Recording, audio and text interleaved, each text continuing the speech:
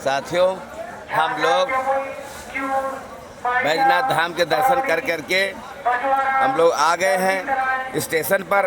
और स्टेशन पर व्यवस्था इस तरह से बहुत सुंदर व्यवस्था है, बहुत अच्छी व्यवस्था है। और ऊपर टेंट भी लगा हुआ है और सब कितने कंवरार्थी आए हुए हैं कांवर लेकर। सब यहाँ पर व्यवस्था गवर्नमेंट कर रखा है। देखिए साथियों, ये है सुंदर सी व्यवस्था। इतने करोड़ों यात्रियों को सरकार को व्यवस्था करनी पड़ती है, सरकार को बहुत मेहनत करनी पड़ती है, फिर भी सरकार जो है व्यवस्था बहुत अच्छी किया है। सरकार को धन्यवाद।